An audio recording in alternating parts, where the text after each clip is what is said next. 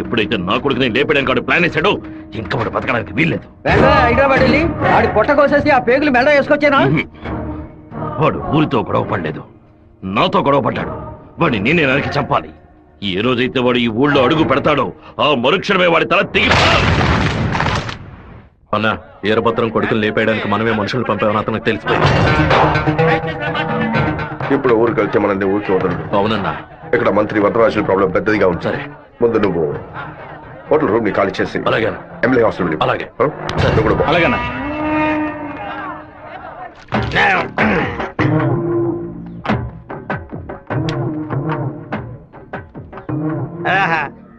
తాగి ఉన్నామే, తాగి బండి డ్రైవ్ చేసుకుంటూ పోతే పోలీసులు లోపల పెడతారు, నెట్టుకుంటూ పోతాం.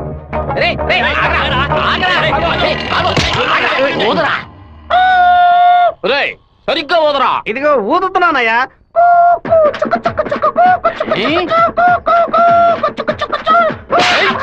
ఎగతాళా? మందు కొట్టవలేదో తెలుసుకోవడానికి ఊదమంటే కొట్టానయ్యా. వీధి వీధికి వైన్ షాప్ ఓపెన్ చేసి పెట్టి రెంట్రా తాగండి అంటూ మా దగ్గర ఉన్న డబ్బులన్నీ నాకి పారేస్తున్నారు. సైకిల్ మీద బైక్ మీద వచ్చిన వాళ్ళు అక్కడ ఎట్టేస్తారా? దాని మీదే కదా ఇంటికి వెళ్ళేది. ఒక పని చేయండి అయ్యా, తాగుబోతులకు మాత్రం రాత్రి 7 గంటల తర్వాత ఒక బస్సు ఏర్పాటు చేయండి. మేము ఫుల్ గా తాగి ఇంటికి వెళ్ళి హ్యాపీగా తొంగుంటాం. ఓవర్గా మాట్లాడగరా. అలాగే మాట్లాడతానండి. తాగేసి బండి డ్రైవ్ చేసుకుంటూ వెళ్ళకూడదనే చట్టం ఉంది. చట్టం ఉందా? బండి నెట్టుకుంటూ వెళ్ళడం తప్పు కదా, కానీ ఎవడ బండు నెట్టుకుంటూ వెళ్ళడం తప్పురా. నెట్టుకొచ్చింది మా హెడ్ గారి బండి అయ్యా.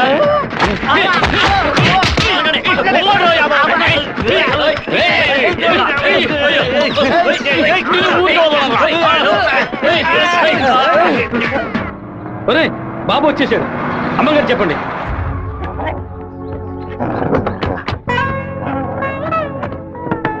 తూర్పు వైపు తిరిగి కూర్చోండి బాబు. కూర్చో.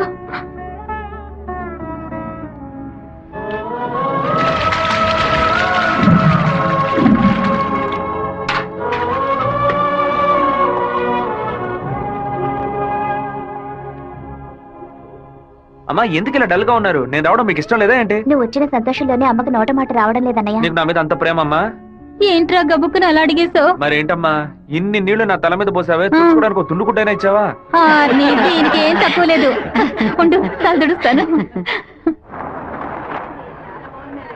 లక్ష్మి, లోపలికి వెళ్ళి అటెండెన్స్ చేసి గిఫ్ట్ ఇచ్చేసి వెంటనే వచ్చేయాలి. మరైతే నువ్వు రావా? నీ ఫ్రెండ్ పెళ్లికి నన్ను చేంజ్ చేయమంటావు? నేను ఒంటరిగా వెళ్ళానని నాన్నకి తెలిసిందో నేను చెదకబాతారు. రా అన్నయ్య. అమ్మ వాళ్ళు రాలేదా? నువ్వు ఎప్పుడు ఊరెళ్తున్నావే? ఇంకా 2 రోజుల్లో సెమిస్టర్ ఎగ్జామ్స్ మొదలవుతాయి. రేపు ఉదయమే నేను తిరుపతికి బయలుదేరుతాను. రండి బాబు. కూర్చోండి కూర్చోండి. అన్నయ్య, ఆ ఎల్లో ఓణి అమ్మాయి ఎలా ఉంది? చండాలంగా ఉంది. మ్యాటర్ ఏంటి? ఆ బ్లూ ఓణి నీకేమైనా పిచ్చి పట్టిందా? అది కాదు, ఇక్కడున్న అమ్మాయిలందరూ మన క్యాస్ట్ వాళ్లే తెలుసా? వీళ్లలో ఒక్కనే నువ్వు సెలెక్ట్ చేసుకున్నావు అనుకో, నేను అది వెళ్లి అమ్మ చెవిలో ఊదుతాను, అమ్మ నాన్న చెవిలో ఊదుతుంది, ఆ తర్వాత నీ పెళ్లిలో నా దస్వరం ఊదుతారు. ఎందుకంత కక్ష? 25 ఏళ్ల వయసులో పెళ్లి చేసుకుంటే అది సూసైడ్, 28లో చేసుకుంటే అది అటెంప్ట్ మర్డర్, 30లో చేసుకుంటే అది మర్డర్, 24 ఏట చేసుకుంటే బావిలో దూకినట్టు, 23 విషం తాగినట్టు, 22 ఊరేసుకున్నట్టు.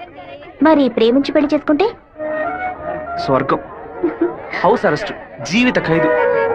అనయ్య, టీవీలో అమ్మాయిని చూడు, చాలా అందంగా ఉంది. అయ్యో, ఒకసారి చూడు. ఏంటా జరుగు?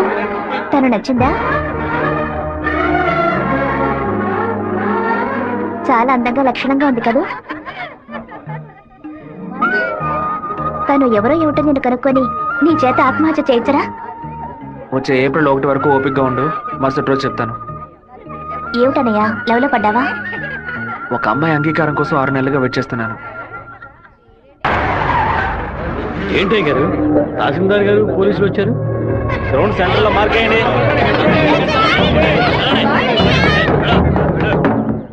ఏంటో అర్థం కావట్లేదా?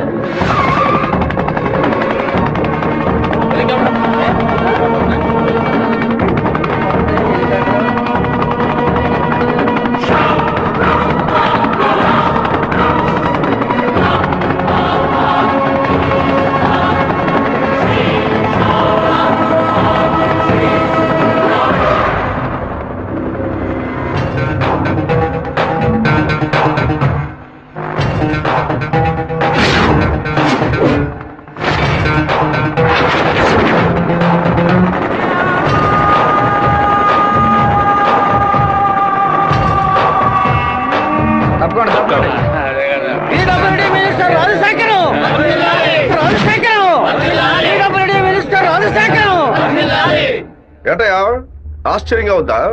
బానిసగా నీ ముందు నుంచిన వాడు ఎలా మంత్రి అయ్యాడనుకుంటున్నావా? మంత్రి వరదరాజుని డిస్మిస్ చేసినందువల్ల ఆ పదవికి అదే జాతి వాడు మినిస్టర్ అవ్వాలని సీఎం డిసైడ్ చేశారు. టోటల్ ఆంధ్రాలో ఎక్కువ మెజారిటీతో గెలిచిన నన్ను మినిస్టర్ని చేశారు. రాజ్భవన్ లో పదవి ప్రమాణం చేసిన తర్వాత ఆశీర్వాదం తీసుకోవడానికి సీఎం ఇంటికి కూడా వెళ్ళలేదు. ఫ్లైట్ పట్టుకుని రేణిగుంట ఎయిర్పోర్ట్ లో దిగి స్ట్రైట్ గా నీ ఇంటి ముందే హెలికాప్టర్ లో దిగాడ్రా. ఎందుకో తెలుసా? ఆ రోజు అంతమంది ముందు ఆ ఎమ్మెల్యే అని కూడా చూడకుండా నా చెంప మీద కొట్టావు కదా, ఆ అవమానాన్ని తుడిచి పారేయడానికి. ఇదిగో పప్పుల్లో కింగ్ పిస్తా, పదవుల్లో కింగ్ మంత్రిరా. ఆ పదవితో నిన్న ఒక ఆట ఆడించకపోతే నా పేరు రాజశేఖర్ కాదు. ఆ రోజు 120 ఎకరాలు కొనేందుకు చింతలేసావు కదా, ఇంకా 6 నెలల్లో ఆంధ్రాలో 1200 ఎకరాలు కొని చూపిస్తాను. ఏం పీక్కుతావు? మొన్న ఏమాటాడావు? నేను ఒక్క జిల్లాకు ఎమ్మెల్యేగా ఉన్నందుకు 15 రోజులు రిజైన్ చేయకపోతే నన్ను లేపేస్తానన్నావు కదా. ఈ రోజు ఆంధ్రాలో ఉన్న అన్ని జిల్లాలకు నేను మంత్రుడిరా. ఏం చెయ్యగలవయ్యా? ఏం పీక్కలవయ్యా నువ్వు? ఆ రోజు అందరి ముందు నన్ను కొట్టినందుకు నిన్ను నేను కొడతాను. అది మాత్రమే కాదు, నీ తలకాయని తెగ నరుకుతాను. మినిస్టర్ రాజశేఖరం మినిస్టర్ రాజశేఖరం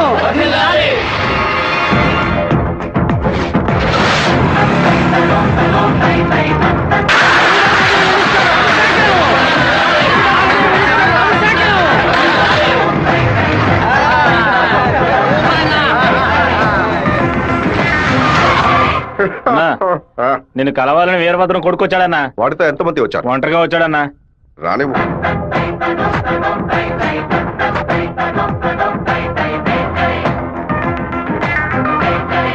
నేను మీతో కొంచెం ఒంటరిగా మాట్లాడాను. నువ్వేంట నాతో మాట్లాడేది? ఏదైనా అందరి ముందు చెప్పు. నేను ఒంటరిగా వచ్చాను, భయం లేకుండా. మీకెందుకు భయం? ఎవరికైనా భయం? వెళ్ళవయ్యా, పోండి, బయటపోండి. ఏం మాట్లాడాలి? పప్పుల్లో కింగ్ పిస్తా, పదవుల్లో కింగ్ మంత్రి అన్నారుగా, వినడానికి బానే ఉంది. కానీ మీకు మ్యాటర్ తెలుసా? పచారీ కొట్టు లిస్ట్ లో కందిపప్పు, మినపప్పు, శనగపప్పు, పెసరపప్పు అని అన్నిటిని కిలో లెక్కలో రాస్తారు. కానీ పిస్తా పప్పును మాత్రం 50, 100 గ్రాముల లెక్కలోనే రాస్తారు. పాయసంలో కూడా ఎక్కువ వేయరు, తక్కువే వేస్తారు. దాన్ని ఎక్కువ కొంటే క్యాష్ అవుట్, ఎక్కువ తింటే ఆరోగ్యం అవుట్. అలాంటిదే మంత్రి పదవి కూడా. గుర్తుని మార్చి నొక్కామే అనుకో, పదవి లేక రోడ్లో నుంచోవాలి, లేకపోతే కోర్టులో నుంచోవాలి.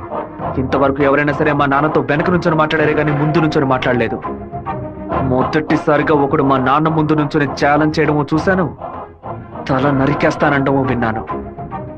కొంచెం బాధ కలిగింది. ఇప్పుడు చెప్తున్నాను, నీకు 30 రోజులు టైం ఇస్తున్నాను. ఆలోగా నువ్వు చెప్పినట్టు మా నాన్న తల నరికేస్తే నా కుటుంబంతో పాటు వచ్చి నీ కాళ్ళ మీద పడతాను. అదే విధంగా నేను నీ తల నరకపోతే మా నాన్న వచ్చి నీ కాళ్ళ మీద పడతాను. నువ్వు మా నాన్న తల నరికేస్తే నా కుటుంబంతో పాటు వచ్చి నీ కాళ్ళ మీద పడతాను. అలాగే నీ తల నరకపోతే మా నాన్న వచ్చి నీ కాళ్ళ మీద పడతారు. అంటే నేను నీ తల కన్ఫర్మ్ గా నరికేస్తానని చెప్తున్నా. నేను ఇప్పుడు మంత్రినిదా, కానీ మీ నాన్న ఇంకా పులివెందల్లో అదే వీరభద్రమే. అయితే ఛాలెంజ్ రెడీనా? 30 రోజుల్లో మీ నాన్న తల లేపేస్తాడ్రా. ఎవరిని లేపేస్తారో చూద్దామండి. అయితే మా నాన్న చెప్పినట్టు త్వరలోనే అనంతపురం డిస్ట్రిక్ట్ లో బై ఎలక్షన్స్ వస్తాయి అనుకుంటా. వస్తానండి.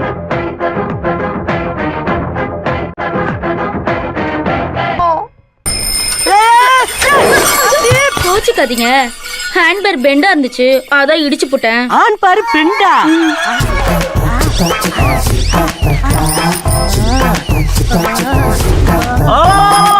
ஊர்க்காரங்களா ஓடி வாங்க. ஏண்டா ஒரு பொட்ட பிள்ளைய நட்ட நடு ரோட்ல இப்படி அசிங்கப்படுத்திட்டு இருக்க? அந்த புள்ள அங்கிட்டு நிக்குது, நான் இங்கிட்டு நின்னு சைக்கிளுக்கு பெண்டு தானே எடுத்தேன். காலி பைய மாதிரி இந்த புள்ள கைய புடிச்சு இப்படி இழுத்தனா, இல்ல பொறுக்கி பைய மாதிரி இந்த புள்ள இடுப்ப புடிச்சு இப்படி கிள்ளனா, இல்ல முள்ள மாதிரி பைய மாதிரி இந்த புள்ளைய புடிச்சு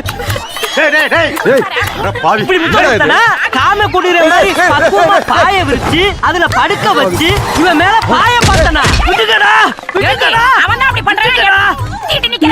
எல்லாரும் என்ன பாத்துட்டு இருந்தீங்க, நான் என்ன புதுசா ரியாக்ட் பண்றது? எதுவுமே பண்ணலன்னு சொல்லிட்டு எங்க கண்ணு முன்னாடியே எல்லாத்தையும் பண்ணிட்டியடா. இது ஓவராத்தையும் போய்த்தமோ. எப்படா தப்பிக்கிறது? ஐடியா, இது இரும்பு செயின் இல்லடி, இரும்பு கோட்டை. எல்லாரும் உட்காருங்க. பயப்படுவாங்கன்னு பார்த்தா எல்லாரும் செட்டில் ஆகுறாங்க. இப்படி எல்லாம் ஆகணும் தெரிஞ்சுதான் நாங்க வரும்போதே பிக்கப் பண்ணிட்டு வந்தோம். என்னத்தடா? கருங்கல்லதா. கராத்தா கும்கும்மே கருங்கல்ல கண்டா பயந்து ஓடிரு. இந்த கணேஷ் என்ன பண்ணுவே? அண்ணே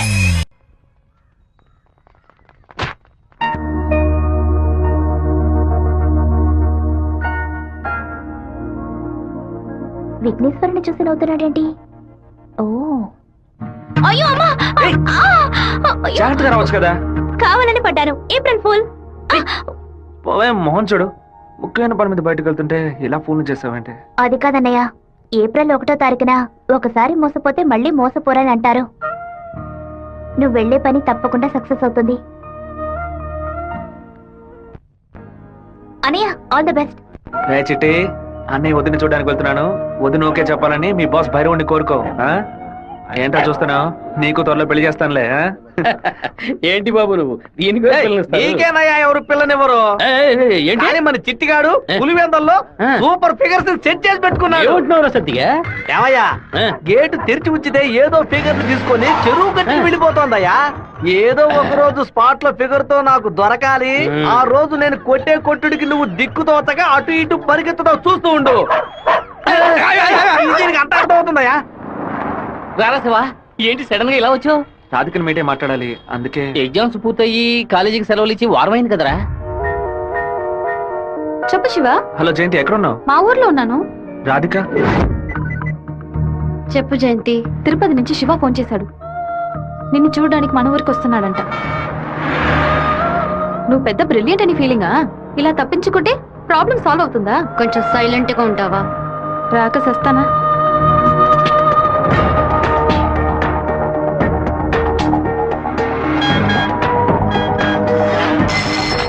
హలో రే, జయంతి రాధిక 10:30 ఎక్స్ప్రెస్ బస్సులో తిరుపతికి వస్తున్నారా? ఆ బస్ కండక్టర్ నెంబర్ ఏంటో కనుక్కో. హలో, ఎవరు? అన్నా, శివన్ మాట్లాడుతున్నాను. వేంపల్లో 2 అమ్మాయిలు ఎక్కారా? అవును బాబు. నేను హైవేలో ఉన్న బ్రిడ్జ్ పక్కన వెయిట్ చేస్తూ ఉంటాను. ఆ అమ్మాయిలు కొంచెం దింపేస్తారా? అలాగే బాబు.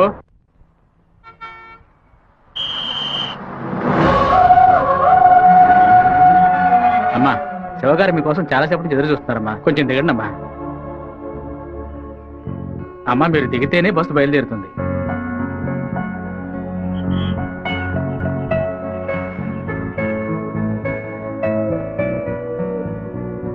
నిన్ను కంపల్ చేసి రప్పించినందుకు సారీ.